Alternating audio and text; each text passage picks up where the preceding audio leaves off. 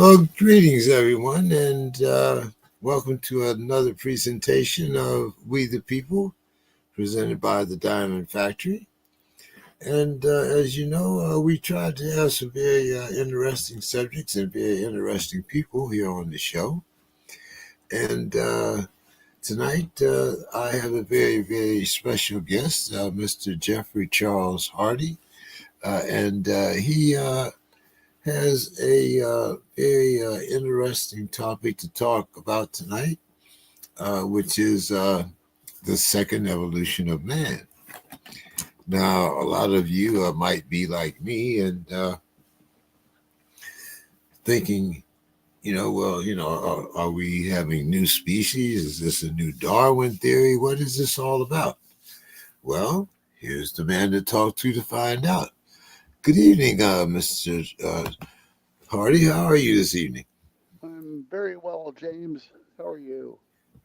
Oh, well, kind of wondering what's going to happen out here in California. We got the mudslides coming down, 3 days of rain.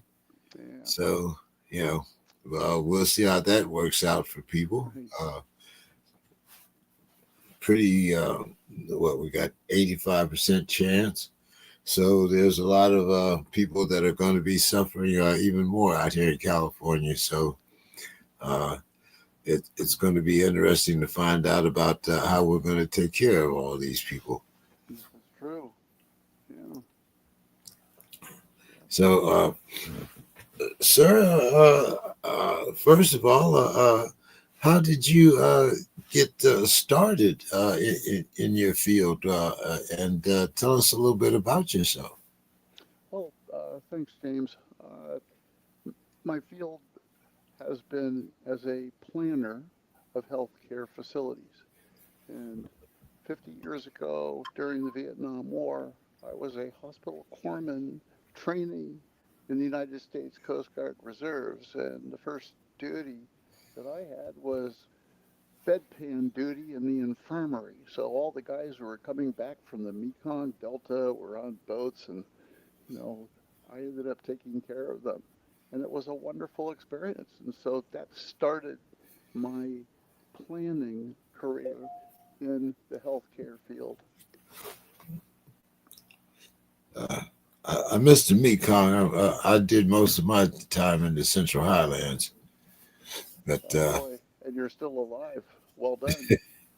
yeah, that's yeah, very well put. uh, so, while you were in Vietnam, did you notice any particular problems that you decided that you were going to be involved with afterwards? That's a good question. However, I was in California in the San Francisco Bay where they did the basic training and my hospital corpsman training. So I never had to go to Vietnam.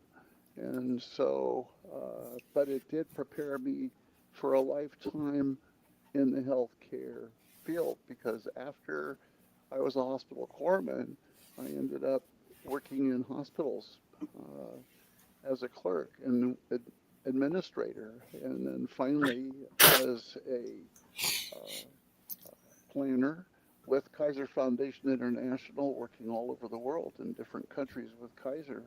And they were building hospitals and operating them, and it was a phenomenal career.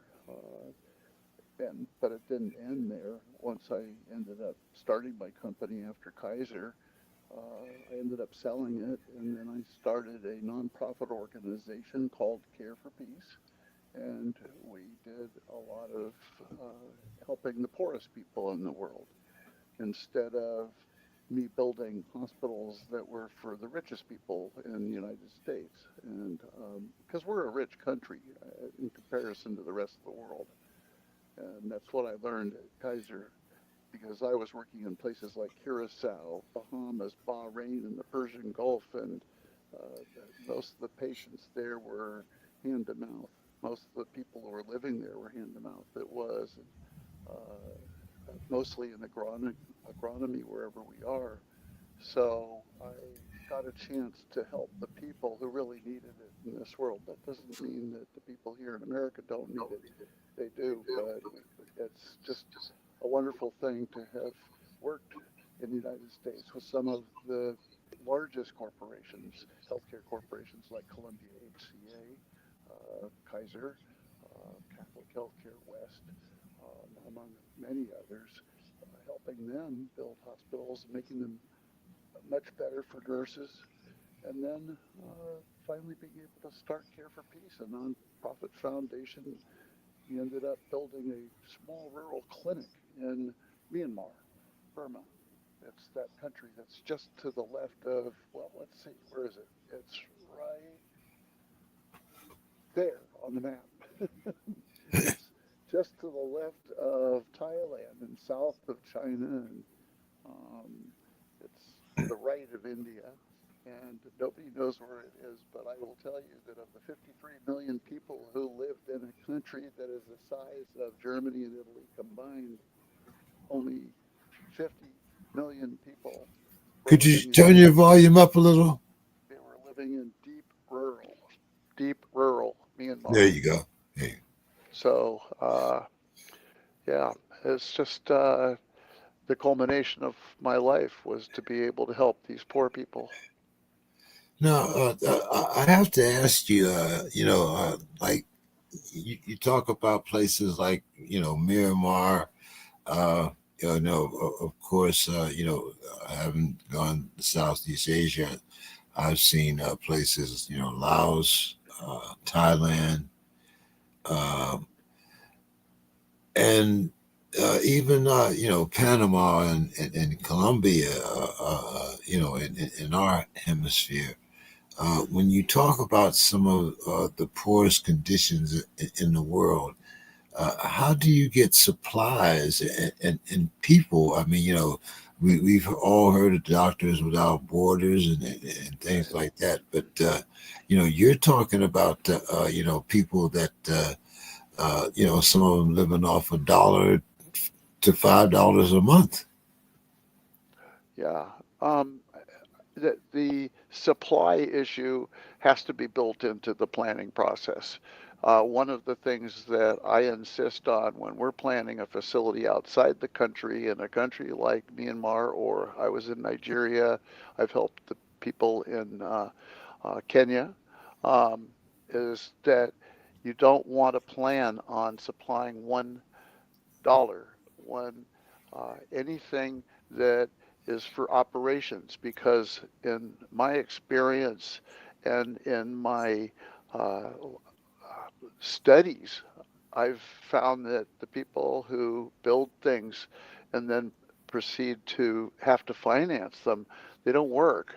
And you can follow Jeffrey Sachs of the Millennium Project. You can follow Nuru, which is a wonderful organization based out of, I think, Berkeley. And they went over to Ethiopia and helped the villagers build an incredible system. But then once they left, that was it. It falls apart. So I was really interested in. You've heard about people who want to fight, don't want to fight the alligators, but they want to drain the swamp. My job in life is to find out what to do once you've drained the swamp. What do you put in its place? You don't put something that you have to constantly pour money into. So Myanmar is a perfect example. We told them from the very get-go that there would be no money for operations. Well, it's still absolutely working very well today. And we left in 2016. We were still consulting to them all up until the military coup of Aung San Suu Kyi's government, when even the people that were our partners in Myanmar were no longer connected with us at all. We couldn't even send them emails. But we've been following up on what's going on, and they are doing phenomenally well. That clinic that we built, we called it a community development and health clinic, and what that meant was they started using this little building that we helped them build as a place to develop their business, develop their community, and bring infrastructure in. And it's marvelous. So I've learned a lot from other people's mistakes. The key is to really know your audience, know the people. And the most important thing to do when you get to a place like that is to listen and to find out what they say they want. A lot of times, if not most of the time, I would say they know what they want. And they usually don't want Marcus Welby, MD, buildings and fancy hospitals and things. They don't. They just want to be able to survive another day. And gee, thanks. First thing we did when we went to Myanmar was buy them a mobile health van so that they could schlep doctors and nurses to deep villages that are so far away they couldn't drive the van during the monsoon season because it's all muddy. So we got their midwives some motorcycles, some dirt motorcycles. So you can see these midwives riding dirt motorcycles out to the outreach villages to be able to take care of women while they're birthing, rather than the old days when someone had to run from that village all the way to our clinic and then tell somebody, and then they had to walk back to where the birthing woman was, and you'd be lucky if they actually got there on time. So we instituted something called the Just-in-Time Midwife Program. It's just a motorcycle, but they had to pay for the gas. They have to pay. They have to maintain those motorcycles. Yeah, yeah. I'm glad you talked about that because I was going to ask you about some of the challenges that you face when you're developing these healthcare systems in countries like Nigeria, Kenya, or Vietnam.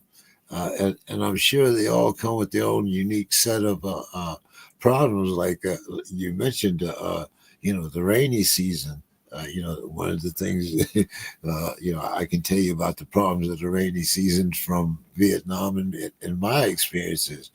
But I'm sure there are much new experiences. So when you're going to a developing country like this, and you see that they have this particular or unique set of problems, how do you approach uh, these on a step by step basis, more or less?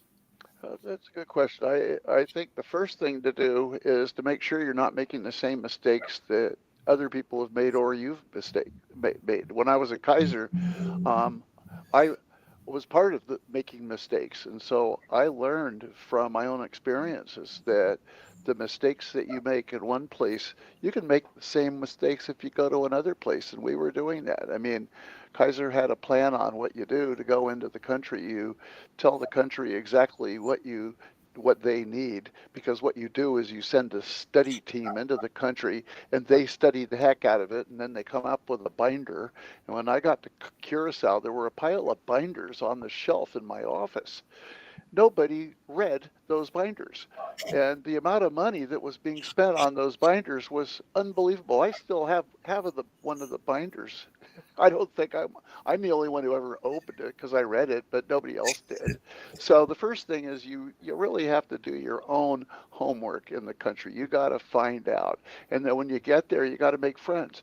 You, you, these are the people that you're going to be working with. Now, I knew that before I got to the country because whenever I was in a planning process here in America, really, if you're building a hospital, it's a 3-year process.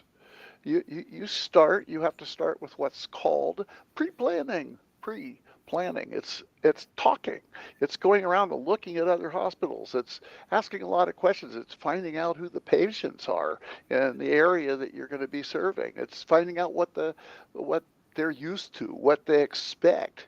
I was at a hospital that they didn't do any of that pre-planning, and so they ended up putting a maternal and child health unit on this unit, and they built it, and it had a huge bathtub that they were expecting women to deliver babies because it was a new thing. believe me, that bathtub is still there and nobody is using it. It's just, you don't bring your ideas. What you do is you go in there and you learn from the people, and you listen and you listen and you talk and you go out to lunch and dinner and you have. When I was in Myanmar, I used to go and have meals at the local monastery, and it's incredible. You sit on the floor and there's a big round table in front of you, and they bring you all these bowls. They bring you a plate, yeah, but there's like maybe 20 bowls, and there's six people sitting around, including one of the monks. And then to to pray before you eat, everybody holds on up to the part of this round table and lifts the table up about 2 or 3 inches, and then one of the monks, does their litany, and then we put it down, and then we serve the monk first, and then we serve ourselves and we eat in silence. And that is a ritual that they served us. While we were being served the food, we got served this absolutely wonderful ritual. And the same thing in Vietnam when I was helping them build a hospital actually, we never built a hospital, but we were planning on building a hospital. That's one thing nice about being a planner. You can do all the planning in the world, and then if somebody decides not to build a hospital, they won't do it, but they still pay you. Okay. So, the same thing was in Vietnam, and that was in Hanoi, and that was like in 2009, and I made the mistake that I will never make again of saying, "So, what do you think of all this communist stuff going on here?" No, you you don't talk politics. So that's another one of the you tick off. I didn't get into trouble, but I was told after that dinner party, Hardy, yeah, don't talk politics, especially. I think the minute you say communism, five little lights light up, but they didn't. I was lucky. So yeah, you have to get the lay of the land. You gotta listen a lot, and then probably the most important thing is just ask them how you can help, because they knew you were coming. Hey, we need a mobile health van. There's a whole bunch of people out there in the villages that have never even seen a doctor. They and I got to the village and I found out that those streaks that are in the sky that the airplanes leave, the contrails, Yeah. those are messages from Buddha. You got that right. Those are messages from Buddha. And it's funny, now whenever I see those contrails, I think, thank you. I don't know what the message is exactly, but he's sending them to me and I appreciate them. And I think that getting to understand the people is to really respect the people for whatever it is. When I was in Bahrain in the Persian Gulf, I got off the airplane. I go up to the counter to exchange money, and some guy behind the counter dives to the floor and starts praying. I didn't know what he was doing, so I leaned over the counter and I says, "Hey, hello, I need some money." And my wife goes, jabs me in the ribs, says he's praying. Well, you have to honor their traditions. So Yes, needless to sir. say, from that time on, I didn't get busted, but I keep learning. You have to really enjoy learning if you're gonna do anything to help anybody, including your kids. You got to listen. You got to learn, and then you got to take all that listening and learning and do something about it. I want to ask you a little bit about your Miramar projects and some of the rural healthcare innovations that you've had to incorporate. Your work in Miramar after the shifting of U.S. sanctions was Yes. groundbreaking. What was the biggest obstacle in building these prototype community development health centers? Well, the biggest obstacle was the terrain. When I was first asked to go over there by the government, they thought that they would have me build a hospital because I do have a reputation for building a hospital, but I'm a planner. You know, once I finish planning, I get the heck out of there. I don't get in the way of the construction workers or even the contractors. Some of the last meetings I have as a planner is when the contractors actually come into some of our meetings. So what I do in planning is I go over there and get the lay of the land. And the biggest problem that they still have in Myanmar, mostly because the government just got overthrown. I was there. We, our nonprofit foundation was over there during that window that was open, that time between when the sanctions dropped and the 2001 February 6th, the junta overthrew through the government. So it was an absolutely wonderful time to be there. I and we promised the government that we would be building 250 more of these, that we would use the one that is there right now as a showcase, as a model, and also use the people who were there to train people in these other 250 clinics that we were planning. And so we couldn't do that. So the place is just as bad off or destitute or maybe just the same as it was when we got there, except for our small village that is far away from just about nowhere. So, were you able to take any of the lessons from Myanmar and apply them to some of the other countries like Bahrain and Kenya or Nigeria? Well, at that point, I was uh, I poured my heart out to the Myanmar project. All of a sudden, I couldn't communicate with the government.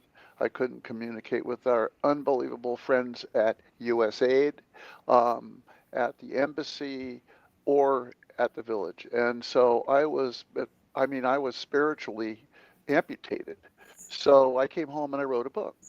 And I wrote a book that is called To Care for Peace, and it is a global mandate to secure the second human evolution in perpetuity. Because this is what I was thinking about the whole time I was in Myanmar. I was thinking, okay, how can I take my planning tools and help the people who are trying to change the world, who are trying to deal with the global changes that are occurring rapidly, the rising seas, the weather, climate change, you name it, overpopulation, over militarization, over consumption, overburdening the planet's resources, and all these things that I was taking notes the whole time I was in Myanmar and way, way, way before too. And so I decided to write a book instead of going and helping other people and other countries.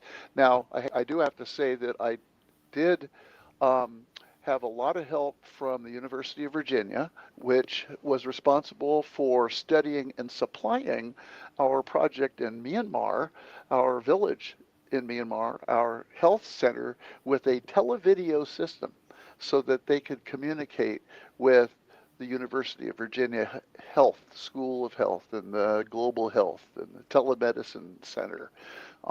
Unbelievable, wonderful experience. So I made friends at University of Virginia, and one of the wonderful physicians there said, "Well, maybe you can try some of the Central American countries." And then we looked into it and realized that none of them were as solid and ready as Myanmar had been when we went to Myanmar, because Myanmar was ready. They were opening arms. I got a call from them. I wasn't calling them. It was like, oh my gosh, these guys know what they want. They want a hospital. Of course, when I got there, I realized they didn't need a hospital at all, but that was part of my pre-planning process. I said, okay, guys, you don't need a hospital. You need health care in your rural areas, which is where everybody in your country lives, except a few people in your primary cities, your main cities. But you need clinics. So I wrote a book, and so since then, published about a year ago through Amazon. To Care for Peace is the name of the book. I've been on podcasts and on television shows, written articles. It's been really wonderful, and I figured that my calling is now, unless a country calls, to continue doing what I'm doing, because James, it's working with you that is allowing me to hone my pitch, my the discussion, because most people don't really know what this concept of planning is. They don't. Most people don't go to school to learn what planning is. They say, "Oh, I know what to plan. I'm going on a vacation next month, and I'm gonna let's see, are we gonna take the car or the bus? I can't remember." I mean, that's how people plan. They don't. When you're doing something as monumental as a $500 million hospital or a medical center or a bunch of clinics, you know, you don't just say, let's go build one. By the way, I've done that before, and they end up closing them, or someone has to put a ton of money into them, operations year after year after year, and they fall apart. And then the corporations come in, and then they start firing people, so that you got people like nurses who are not happy at all because there aren't enough nurses in the hospital to take care of the patients, and it's a nightmare. So, if you don't do that pre-planning process right, you're in trouble. I have a hospital that hired me after they had hired the architect. And this is in San Jose. This is just south of San Jose here in the Bay Area. So I drive by it every now and then. It's painful because it was closed like 15 years ago, 18 months after they opened it. Brand new hospital. They did, when I told them that the information that they gave me that justifies building the hospital didn't justify building a hospital, I was fired. But that was just before they got approval to build it. So I got a call maybe a month and a half or 2 months later saying, "Hey, we need you back because we understand you know how to build these things." it's just, it was just, you know, that's just one failure. I've been involved in all sorts of failures where, okay, we've got somebody who, oh, this was in Arizona, where a donor had their father in the ICU, and they decided that they would give this hospital a brand new patient care tower.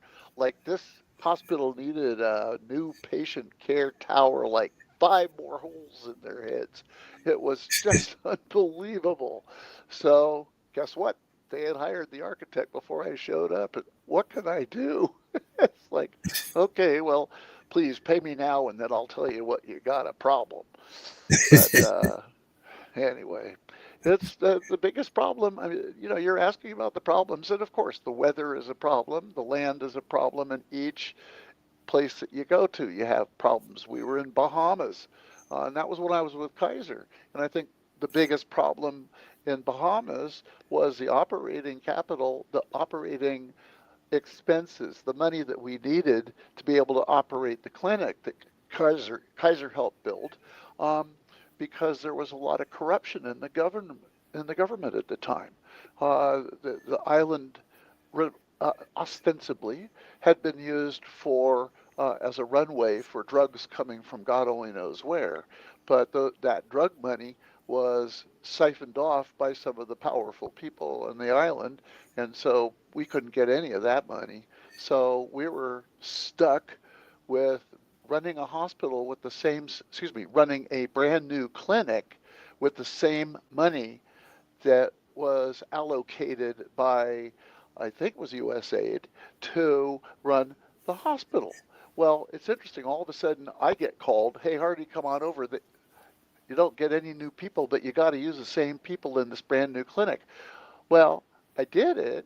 I even wrote them a manual, and when I visited 15 years later, they showed me the manual that I wrote on my wife's typewriter.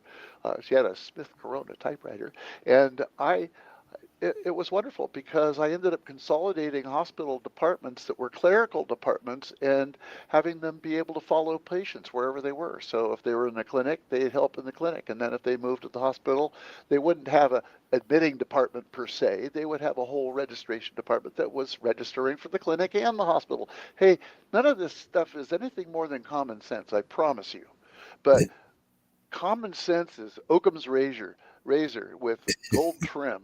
I mean, it is just, or Occam's razor. I don't know how you even pronounce it, but yeah, I mean, the problems that you come up with, that you see, and are the ones that you have to deal with.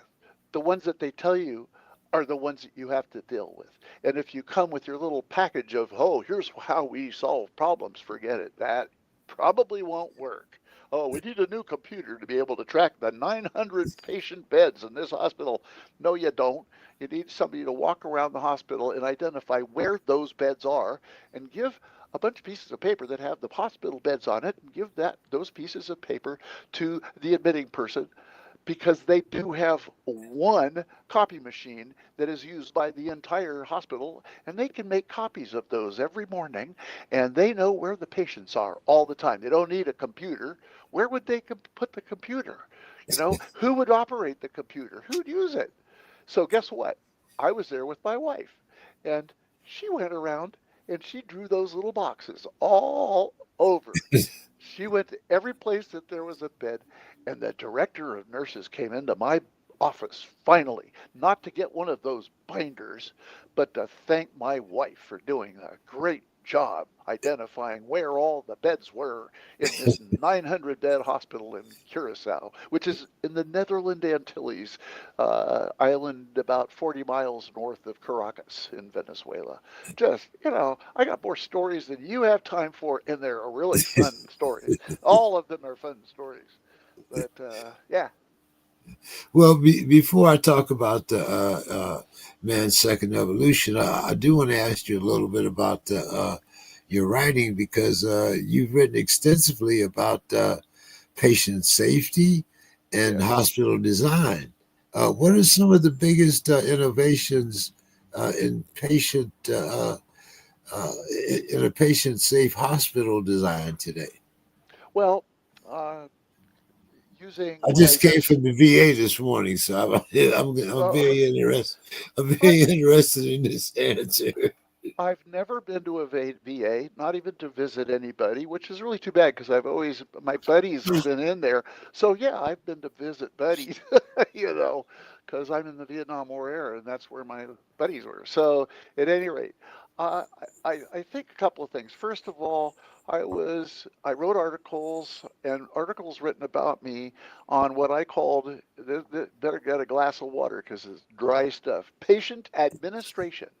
And so I had an administrator up in Auburn, California, named Ben McLaughlin, a long time ago, about 40 years ago, who hired me to help organize the hospital. Organize, because by that point I had worked at Kaiser. I had a bit of a reputation that I knew how to manage a hospital in a efficient and effective manner.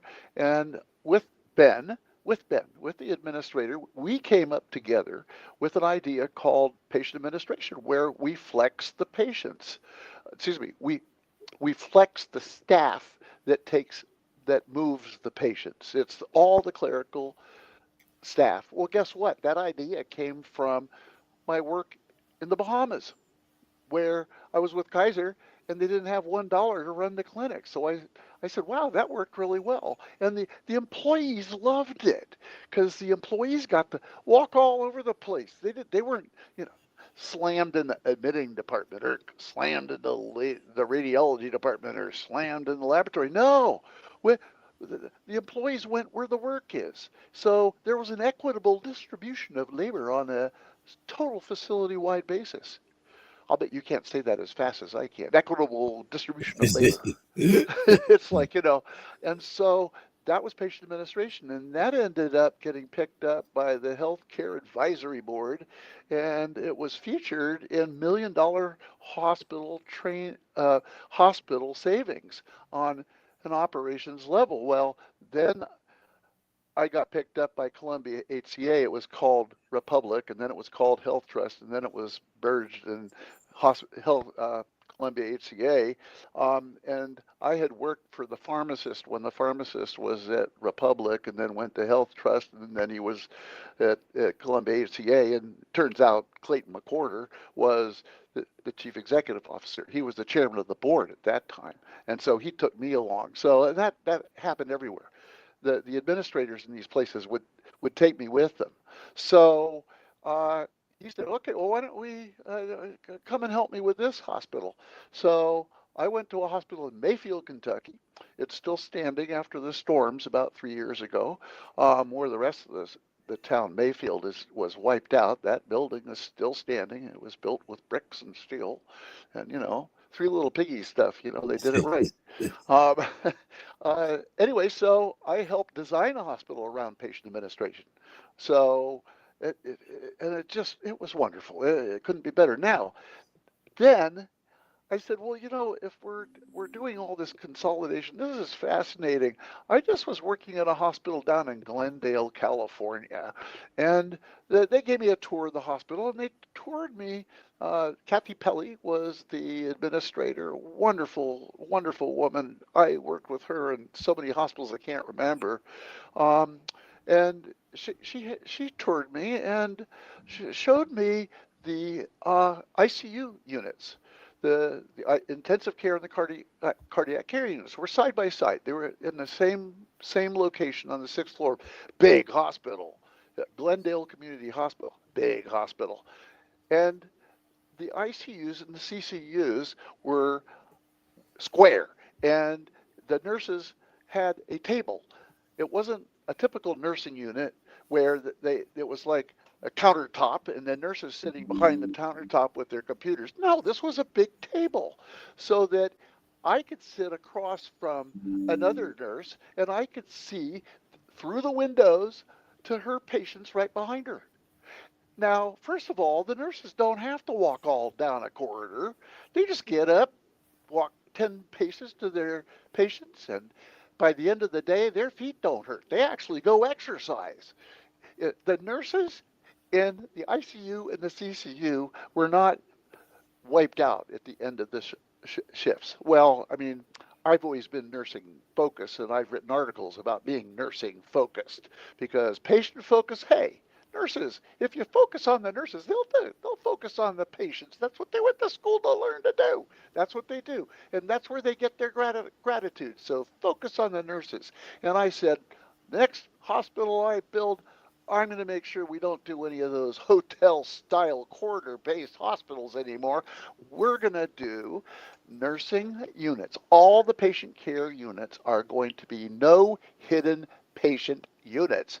Well, right about that time, that idea popped in my head. Someone in my local hospital died because he was in, this is a patient, he was down one of those corridor based hospital units. He fell out of the bed. I think an alarm went off at the nursing station, so a nurse walked down, looked in the room, figured the patient was in the bathroom, so she just left and went back to the nursing unit. And then they kind of, something happened because eventually they found the patient on the other side of the bed dead. So I wrote my first article about no hidden patient in my hometown hospital. And so that was published. And then that got picked up. And then I ended up going literally all over the United States, pitching this idea of no hidden patient unit. And guess what? I can't tell you that I was successful with one of them. Not one. Because, and the problem is they had hired the architect. And if you do your pre-planning right, hospital owners, hospital administrators, I'm talking to you now, do not hire the architect. Even the architect's specialists who used to be administrators and they used to be nurses and they work for us now. They're going to come in and help you. No, no, no, no, no, no, no. This is something that you have to do. Pre-planning is something that you have to do. Now, that might be a good segue into the discussion about the second human evolution because the process is the solution. The solution to the problems at the hospital, don't have an architect. Do it yourself. Do your homework. Look what's going on in America with two-party system. It's not working. We need a third party. I just wrote an article about we need a new third party, and that's another whole issue. I'll talk to you about it later because it's already getting picked up on the East, and that's going to be interesting to see what happens because I've got a few ideas, and it comes from a planner. It's what a planner would do in designing a new party, but you can't have it organized or organized by some one person. Who's the guy Yang who had some practical party, but then you also had George Wallace who had a party, and then the Green Party. You've got a whole bunch of parties, but these are individual in charge of leading the charge. There's a follow me. No, no follow me stuff. A third party has to be created by ground up, ground roots people who are hired to plan, period. Now, if you're going to get into planning the second human evolution, you better have some people who really know how to plan. You do not make this a national effort where all of a sudden, oh, okay, the president is going to be in charge. No. You've, you've Well, got. I think that might be another program. Yeah. But it is a very interesting concept. But let's talk about your concept of man's second evolution. What does it mean, and how did you develop this idea? Well, like all ideas, it just came to me like a baseball at the player who's holding the bat and it hits him in the head. Because that's what it did to. I was traveling in India between New Delhi and Agra, and I was in a huge traffic jam. And I said, we were sitting. I was in a taxi, air conditioned taxi, and it was just a gigantic traffic jam. I said, "Is this what the population is? Is this is have we already got to the this is the first human evolution. This is 2.5 million years ago. This stuff started called humans, and all of a sudden we have populated the Earth, and we're still populating the Earth, and it's over. What's the deal? Well, I had that thought. Actually, I was trying to think that was even before our nonprofit thing, and then it just kind of incubated in my head for a while until I was at Myanmar when I put it all together. I realized that the first human evolution is dead. It's over. Starting 2.5 million years ago and going up to somewhere in the mid 60s, or maybe between the mid 50s and the mid 60s, somewhere. This is not put your finger on it, but it's somewhere around then when we had mutually assured destruction. Humanity had basically conquered nature.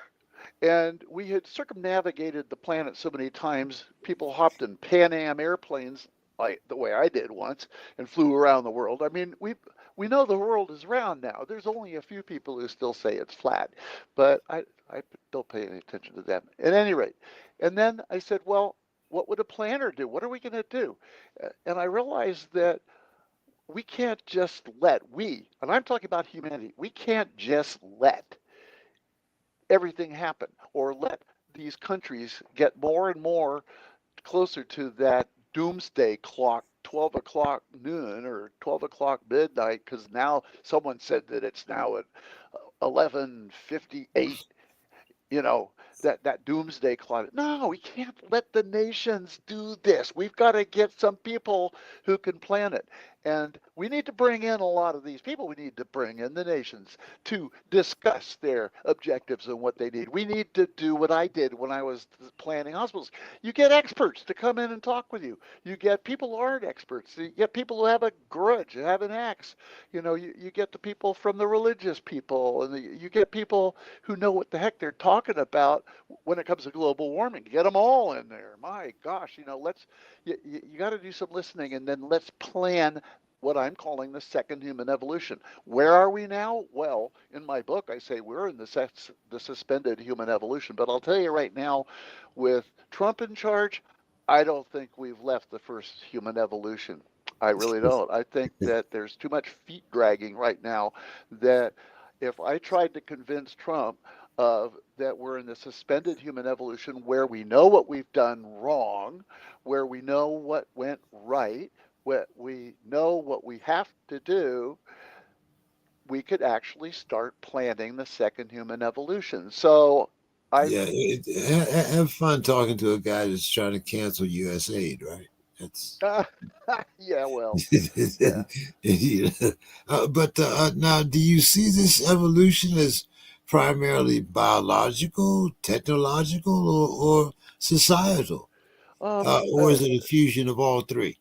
I think it is an infusion of all three. Now, let me explain what it isn't.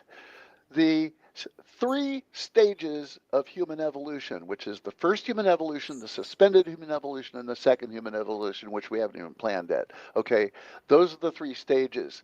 They are not with animals involved, they're not with minerals or anything else, no vegetables, and they're not the Holocene. The Holocene is a geographic concept. It has nothing to do with humanity. Now, the international organization that puts their finger on eras and epochs, there's an argument going on that there's something they're calling the Anthropocene or the Anthropocene, I don't know how to pronounce it, where they're trying to say, okay, here's where humans have put their indelible mark on geography. Well, I don't want this to be involving geography. Geology. No, the three stages of human evolution is just Homo sapiens. And well, okay, we'll allow some of the Neanderthals and some of the recently discovered remains of some other human species, but we'll allow that. But I don't want this to get clouded up. This is ours. This is the humans. This doesn't even include my incredible pets, because I'd include my pet dog any time in any discussion there is, because they sure know something we don't know. But that's another discussion entirely. The first evolution is dead. The suspended human evolution is where I think we have to realize that we need a plan, and we better get people to start planning. And that's why I talk to people like you, because you see, you are carrying not just the torch of discussion for pre-planning. All right, yeah, you aren't a president of something. You're not a governor.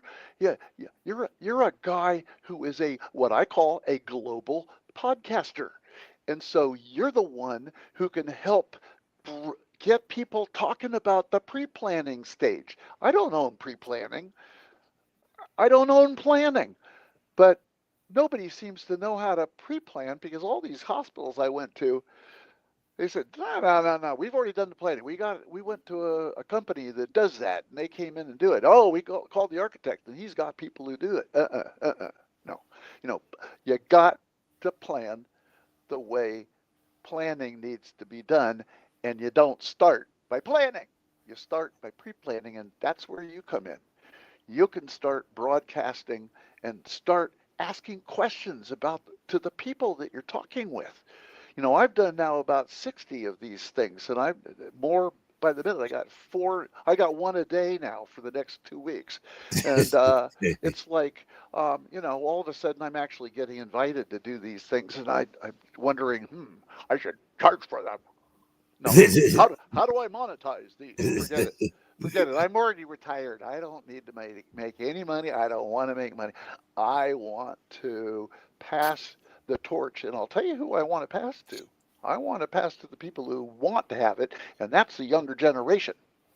And Precisely. so, the reason why I'm talking with you is because your questions, and I will tell you right now, I gave it to my web designer, and I told her, I said, the way he segmented the questions in his email to me, I want those questions to be on our website for suggested questions for the podcast people who are talking with me. So, you've already helped me immensely. And I just want, and you're already part of this planning team, part of the pre-planning team. People, Thank okay. you. Okay, we're pre-planning. What an honor. We're able to, we're going to plan the second human evolution. And we're going to look at the situation in the world right now, but not from a national standpoint or from a segmented standpoint. I really respect the World Health Organization and the United Nations and Bill and Melinda Gates and the Two things thousands. that we might not be a part of anymore. No, I'm still part of it. I don't know about. I'm still part of it. No, I mean, and I'll tell you, USA, that broke my heart when I heard that. And I'm glad that he's getting shut down on that one because I've got more friends at USAID than any other organization, and this is an organization that is allocated money by Congress. That money is there to help people all over the world. It is a They only get $40 billion a year. Man, I hope you know what? I hope this thing backfires and they get $200 billion a year and more. They're already doing some of the things that are going to need to be done to be able to get ourselves into the second human evolution. Hey, you know, USAID, unbelievable. UNDP. The, there are similar organizations in Europe. I mean, I've worked with the ones I can't remember what the anagram is for the one in Europe, but it's an incredible organization, just like UNDP, um, and development. And they pay for stuff that governments allocate. And Trump wants all these countries in Europe to put more money into defense, and I'm thinking, where are you going to get that money? Let's let's their USAID organization keep going, and let's give them more money. Let's have them use more money for their USAID type organizations. No, we gotta help everybody in the world because that's how we're going to get to this second human evolution. We aren't going to do it by being selfish.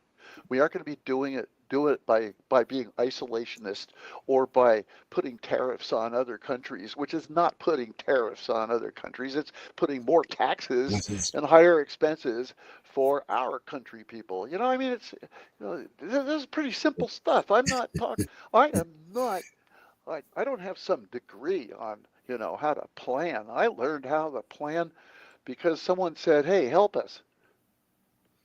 well.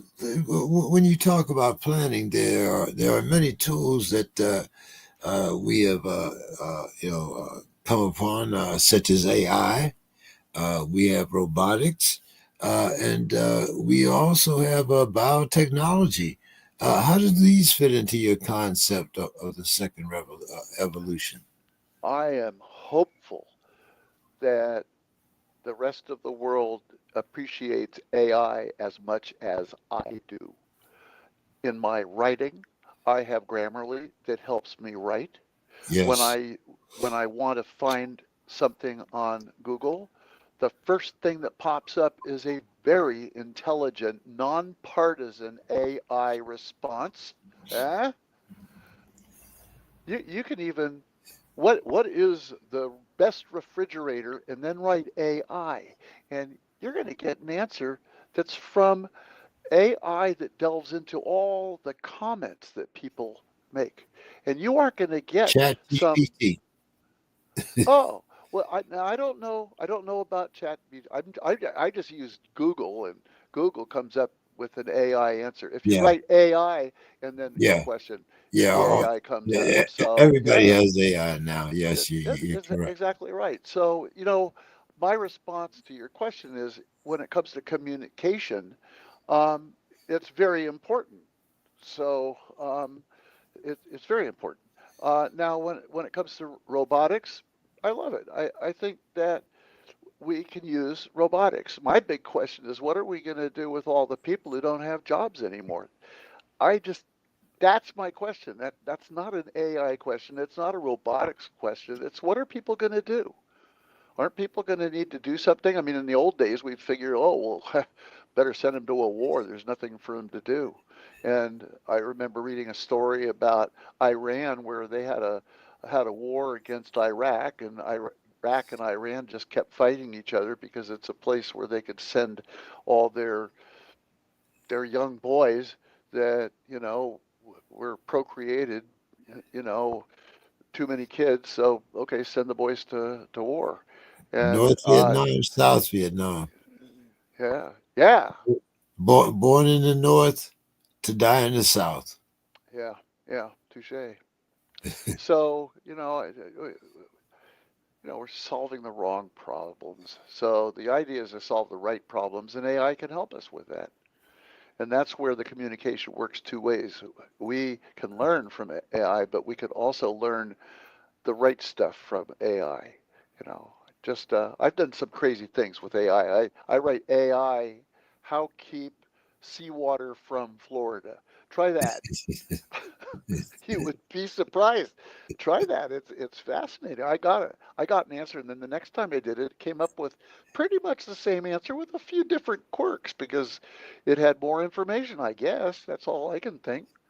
And when I'm using Grammarly, which corrects my sentences better than, oh my gosh, it's the best. You don't need a thesaurus anymore because if you No. write something, it will put the better word where where whatever it was that you wrote before isn't as good. And I've Yeah, just learned, I love Grammarly also. Anyone that works in any type of podcasting or writing, if they don't have Grammarly and AI now, you're almost behind the times. well, now I want to ask you a few questions if you allow me. I Sure. would, I think my first question is, who is your audience? Who is your listener? And are these people who are capable of taking your suggestions and talking about it, talking about your suggestions? Or if you give an idea out, will they talk about it? Do they send you, hey, I just heard you talking about this or that, and here's an idea. Is there a, because my second part of the question is, do you have interactions with your audience? To answer the second part first, yes, there is interactions with the audience, and it's very interesting because my audience kind of depends upon me for to get some of the latest ideas out. Um, when I came across your idea of the second evolution, it was something that immediately appealed to me, and I thought it would appeal to my audience because it's not the concept of the development of species, like you said. This is something that's a totally different concept. And my audience is certainly open to new ideas and new values. I like to think that my audience is a little younger because that's the audience that I want to appeal to. That is the future, rather than those of us that are kind of stuck in the past. So I try to appeal to an age group between the ages of 28 to 52.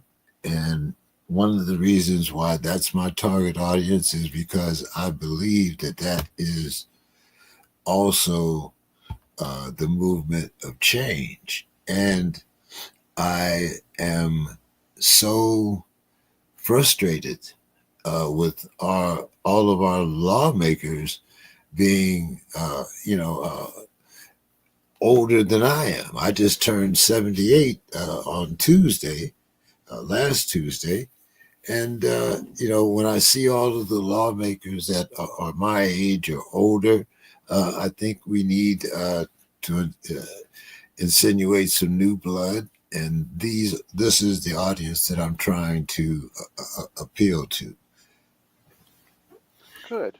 No, that's good. And when you talk about there, I think they can articulate the change process better than the youngsters, but the youngsters need to learn how, and it's the how that I'm representing. I'm, how do you plan the second human evolution? Well, And you know, I think as at our age, it's all about teaching and introducing new uh, concepts. yes, yes, absolutely, totally right. And you think about the Aborigines who carry their old people around on their backs because the old people are, uh, they're they're the ones who know the history. They're respected for their wisdom, and I yeah, I'm glad to be one of the people that they're starting to carry around on their backs. Do you think that longer lifespans and medical breakthroughs? Do you see human nature evolving alongside healthcare advancements? Ooh, I, I mean, I can surmise that it's two steps forward and hopefully, only one step back. But, right now we're in a time in America when it's no step forward, but, five steps back. And I think that we're in a period of time that I'm starting to appreciate, which is I'm not going to spend my time uh, angry at Trump. And I, of all people, could have a reason for being very angry with him because right after the January 6th insurrection on February 1st, 25 days after the insurrection, that's when the military junta said, "Oh, well, look what Trump's doing. Why don't we take over our government?" And Trump ruined our plan to build 250 clinics in Myanmar. Ruined it. That's it. I couldn't even help the people who were in the clinic that we had built. And I'm just glad we had the policy of no operating expenses because they wouldn't be alive now. They knew from the very beginning, and so they had to get their own money. So I think that what we have to do is, as you say, we're in charge of teaching, and we're also in charge of sharing. Now, you've had experiences in Vietnam, and the Vietnam experiences are very important for the young to hear. Yeah, yeah, even the murder and mayhem stuff, even the killing and the dying has to be taught to those kids. Look at all the movies that are out there and all the series where somebody is dying all the time and every single one of them. We have BritBox, and I'll tell you, almost every single one includes a murderer. Somebody who's murdering someone. It's very difficult to get away from it, but I'm realizing that the young is looking at that and they need to see it. And I want them all to go and have a tour of Auschwitz. I want them to go to Dachau. I want them to see that underbelly of humanity because that's the first human evolutions, the remnants. I have a very difficult time of all the taking down of the Confederate statues. I think that's fine. You can take them down, but move them over somewhere and celebrate our history. Don't throw them down and try to cover it up. You cannot cover up what is in our spirit. It is in our makeup. It's in our human nature. Darwin pointed out what other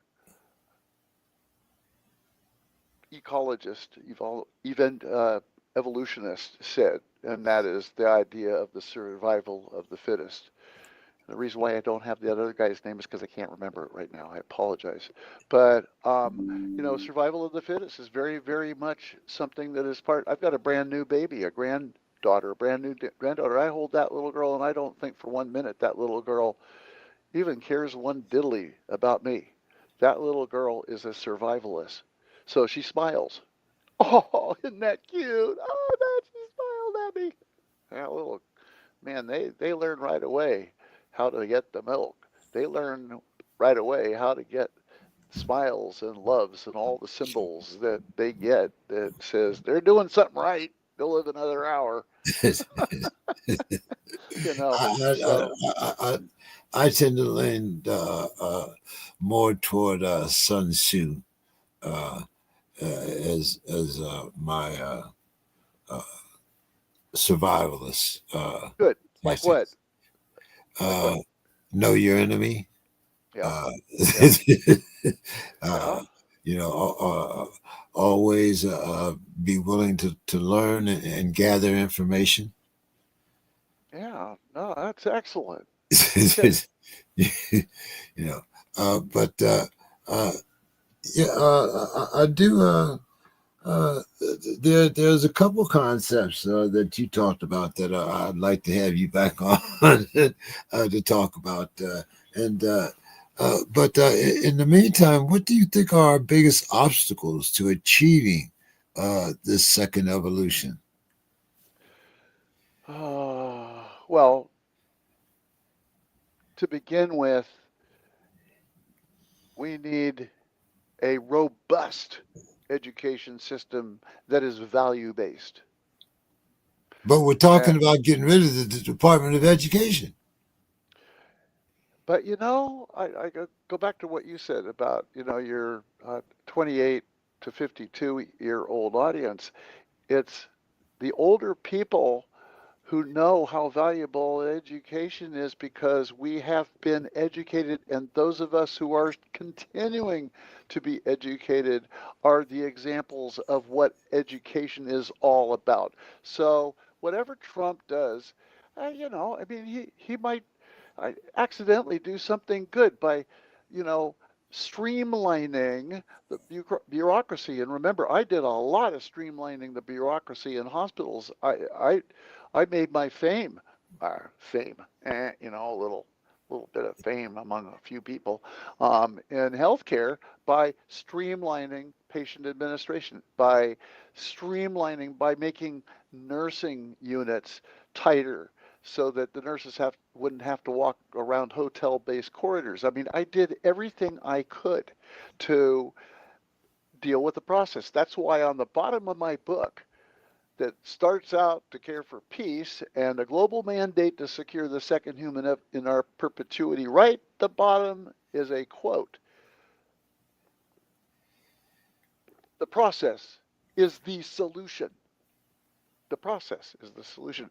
And you heard about AT&T's advertisement, which was the system is the solution. Well, let me throw a little bit of a correction from a planner's point of view. No, the system is the result of a very careful process that begins with pre-planning. It's way out there. And the only reason why AT&T can even say that the system is the solution is because they've already got the system. And they keep changing it all the time, which is great. I'm all for it. So if you talk about the biggest problem, education is absolutely the most important thing, and you have to have educated people who are using the process. You, you can't have a whole bunch of idiots sitting around saying, "Well, why don't we just design something? And who has a pen and who has a paper?" That's not going to work. It's interesting if you ever watch that wonderful movie. I think it's The Flight of the Phoenix, and I think it had Jason Robards in it. I don't know. It was a long time ago, and it's during World War II when a airplane crash lands in the Sahara Desert, and they're going to die unless this one guy on the airplane who survives says, "Well, I'm an air engineer, and I've I've been building airplanes for a long time. I know the aerodynamics. I know." Oh, they say, "My God, help us!" And so they took all these pieces of the airplane that had crashed, and they built an airplane to be able to fly them to safety. Only halfway through, when they were more than halfway through, they were almost finished. When he says, "Yeah, I was a model airplane designer," and everybody goes, "Oh Yeah. no!" I And he think there's a says, remake. I think there's a remake to that now. I forget what it is, but yeah, Good, it's a good. very good movie. Because there were all sorts of little mini lessons, but the big lesson of that movie was if you know how to model something, you just might be able to plan it. And that's my model right there. That's what pre planning is all about. That guy was pre planned, he'd already done the model. That's great. And by the way, when I do a hospital, when I do call the architect in, the first thing I want them to do is get to the point where they've got an architectural plan. Now, do a physical model that I can see because I want to take the little cardboard layers off and say, "Well, now, why do you have those rooms that you call observation rooms in the emergency department, and nobody can see any of those patients in the emergency department? How come the rest of your emergency department doesn't have rooms that the nurses can see? What's the deal?" And of course, remember, I'm the no hidden patient guy. So, the model. And so the process is a solution. It has to be organized. and facilitated with, by, and for educated people. That's why education is number one, probably number two and number three too. May as well throw them in there because you have to have a group of people that know what failure avoidance is. Failure avoidance is part of your process at each level that has to be pre-established in your planning process and in your pre-planning process. You have to have points called failure avoidance. Now, in architectural planning, they've got something called budget review, which is they look at their budget. Well, it has to be a $500 million hospital, but our calculations show that it's already now at 620. We've got to cut something out. Okay, well, why don't we cut out the, and you better have your pre-planning people there because you're not going to cut out your CAT scan if you've got a whole bunch of intensivist doctors who are going to rely on that CAT scan to be able to diagnose and then treat patients in your hospital. So you better think of something else you're going to kick out. Maybe it's that whole third floor, or maybe it's that patient tower that you think you're going to build. Yeah, you got to have educated people who are going to make sure that your pre-planning process is instituted and not overlooked. A lot of times people say, "Oh, don't worry about that. We'll deal with that later." Ho ho ho. Better watch out. That doesn't work. No, it doesn't. Even in battle plans.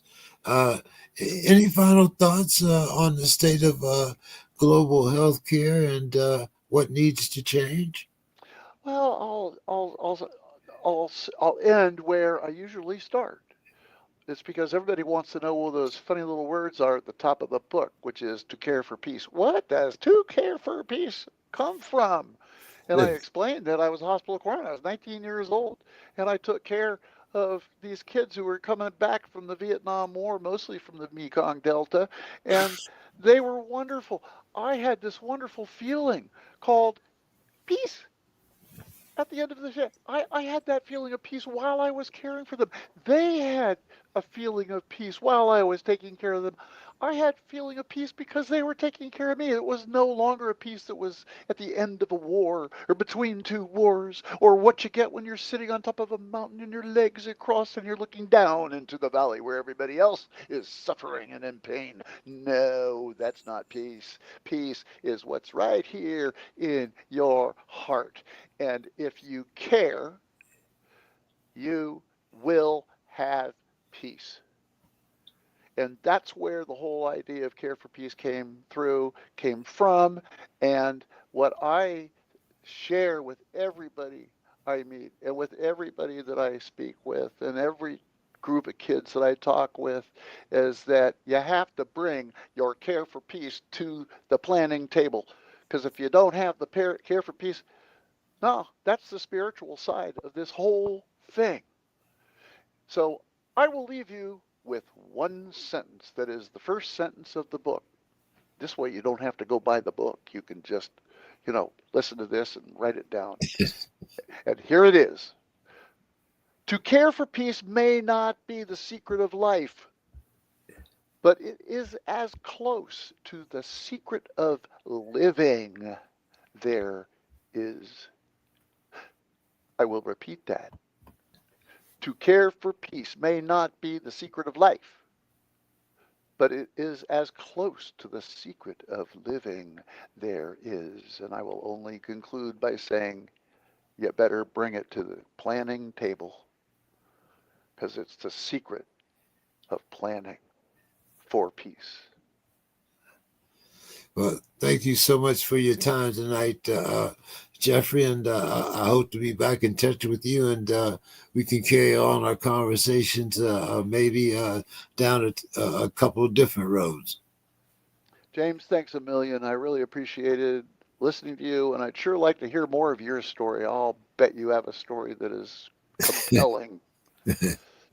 Yeah, probably is. After being here over 3/4 of a century, it's amazing to Yeah. see, uh, man's evolution, and I'm hoping that maybe we can finally find a way to empathize with each other instead of always trying to argue with each other, which is one of the biggest lessons that I've learned having a podcast. You sometimes have to uh, step away from your own group of prejudices or whatever that you may have, and sometimes look at things on the concept of the whole. That was one of the things that certainly interested me about the second revolution. Evolution, I'm sorry. Yeah. Oh, thank you, James. Very well put. Thank you so much, sir, and I look forward to contacting you again and having you back on the show. It's Thanks a been a million. privilege. Thank you very much. Uh, that was Mr. Jeffrey Charles Hardy talking about the second evolution. And I'm going to get back in touch with you in about 120 days. I want to see what you think about some of the changes that have been implemented. Uh, Especially when we're talking about USAID, World Health Organizations, and different, organizations that have maybe come under some peril. So I would like to talk to you again in about 120 days or so.